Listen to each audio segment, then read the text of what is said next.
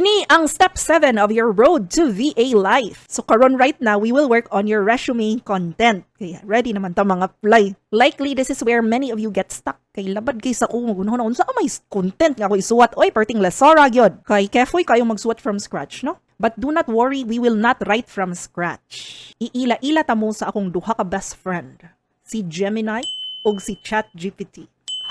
Unya, they are very helpful when creating content. So, ang imong buhaton is you find your old resume. Katong karaan nimo nga biodata ba?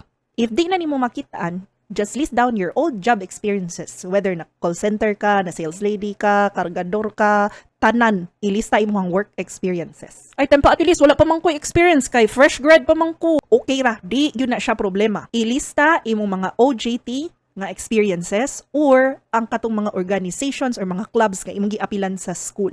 Any form of work where you had to deal with other people, that is legit work experience. Now, manakaglista. Now you have your rough content for your resume. Magpatabang dayon ta sa atong mga friendship nga si Gemini or si ChatGPT. Pili ilang ani nilang duha. You can either go to gemini.google.com or chatgpt.com. Then you will prompt the AI. Kulang pasahon ha. Here is my previous work experience. Please rewrite this to sound professional when I create a resume for a virtual assistant role. Okay, so muna imuhang i-prompt.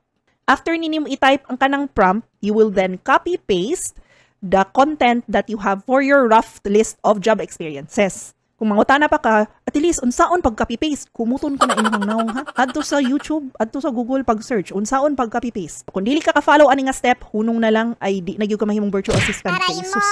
Naghuwat nagyud ka magpa-spoon feed. So ibutang ta lang, dili ka tapulan unya naabot ka diri nga step. So you already copy-pasted your rough list of job experiences ngadto ni AI.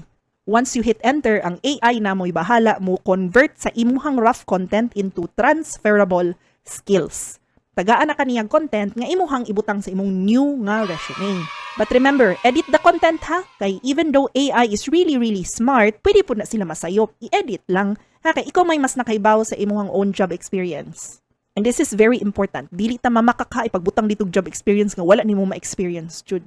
We need to be professional and ethical from the get-go. Sugod pa lang, dili ta mamakak. Okay so once you have your polished content, you can save all of that in a Google document. So kung manaka og AI remix sa imuhang resume content, proceed to step 8. You will find the link to that video in either the descriptions or the comments. Kita-kits lang ta dito.